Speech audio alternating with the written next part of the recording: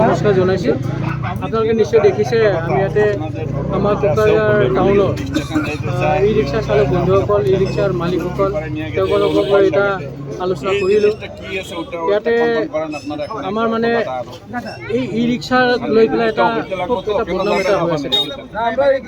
এই বদনামৰ পৰা আমি কেনেকুৱা হাত সাৰিব পাৰোঁ এইটোক লৈ আমি খুবেই চিৰিয়াছ।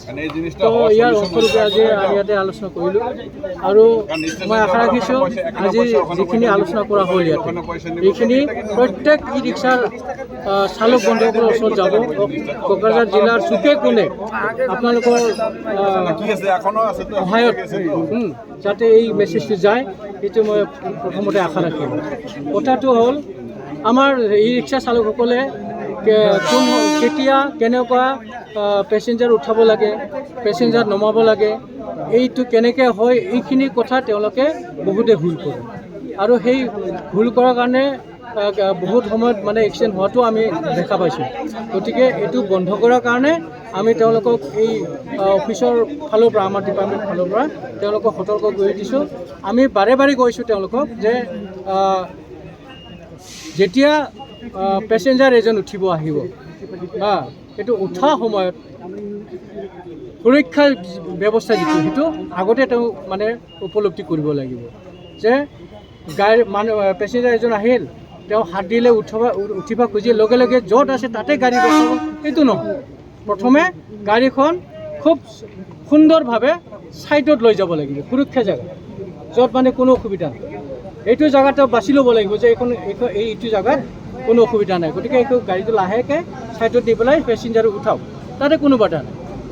দ্বিতীয়তে যেতিয়া পেচেঞ্জাৰ নামাব এই নমা সময়তো এটা বদনাম চলিছে যে য'ত নামাব খোজে ৰাস্তাৰ মাজতে গাড়ী ৰখাই পেলাই মানে পেচেঞ্জাৰ নমোৱাৰ সেইটো ব্যৱস্থা কৰে।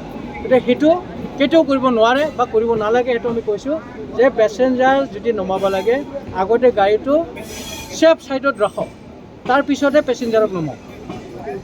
আৰু আমি এটা কথা কৈ আছোঁ, আগৰ পৰাই কৈছিলোঁ কিন্তু আজিৰ পৰা আৰু আমি ষ্ট্ৰিক্ট হ'ম যে কোনো ই ৰিক্সা চালকসকলে এনেকুৱা হাফ পেণ্ট পিন্ধি পেলাই এনেকুৱা হাফ গেঞ্জি পিন্ধি আহি পেলাই এনেকুৱা লাংটাভাৱে এনেকুৱা অহা যিটো অভ্যাস সেই অভ্যাসটো এৰি দিব লাগিব। তেওঁলোকৰ যিহেতু কমাৰ্চিয়েল গাড়ী হিচাপে তেওঁলোকৰ ড্ৰেছ কোড আছে, হ'লেও চব ড্ৰেছ কোডটো তেওঁলোকে হেৰি কৰিব পৰা নাই।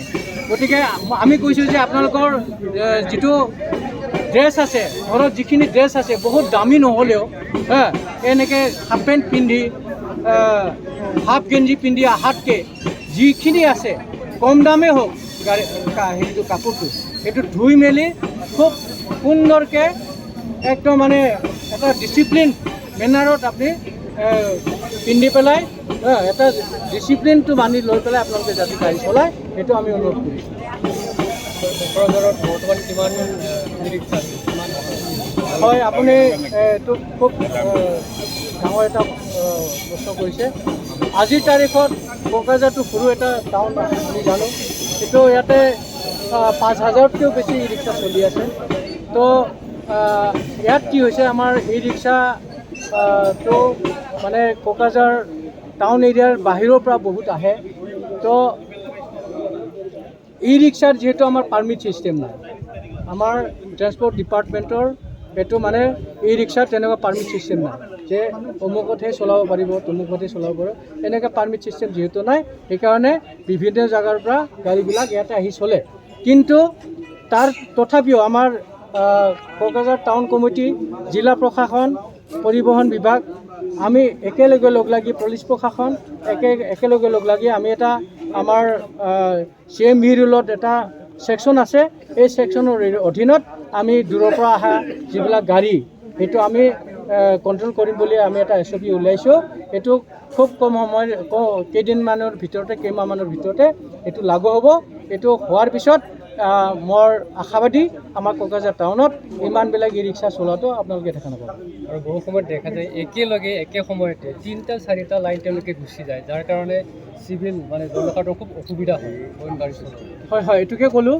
আচলতে আমাৰ ই ৰিক্সা চালক বন্ধুসকল বহুত দূৰৰ পৰা কিছুমান আহে আৰু তেওঁলোকে আজিৰ তাৰিখত বহুতে মানে গাড়ী চলোৱাৰ যিখিনি নিয়ম যিখিনি কেনেকৈ চলাব লাগে সেইখিনি তেওঁলোকৰ ওচৰত মানে এইখিনি জ্ঞান সীমিত বুলি মই ভাবোঁ আৰু এইখিনিক লৈ পেলাই আমি ই ৰিক্সা ইউনিয়নক লৈ ই ৰিক্সা চালক বন্ধুসকলক লৈ পেলাই আমি মাজে মাজে অফিচত এইবিলাক ইনফৰ্মেটিভ এটা মিটো কৰি আছোঁ আৰু এইটো আমি অলপ বেছিকৈ কৰিম এতিয়া আগতে মাহত একবাৰ কৰিছিলোঁ আমি হয়তো এতিয়া সপ্তাহত একবাৰ কৰিম মোৰ এটা আশা থাকিব আমাৰ কোকৰাঝাৰ জিলাত যিমানবিলাক ই ৰিক্সা আছে সেই ই ৰিক্সাখিনিক আমি 1-2 মাহৰ ভিতৰত মই মেক্সিমাম 2 মাহ লৈছোঁ চব ই ৰিক্সাসকলক এই গাড়ী চলোৱাৰ নিম্নতম যিখিনি কৰণীয় সেইখিনি তেওঁলোকক আমি জ্ঞান দিওঁ বহু সময়ত খুব গধুৰ বস্তু ৰড চিমেণ্ট ইটা আদি লৈ যোৱা দেখিবলৈ পোৱা যায় এই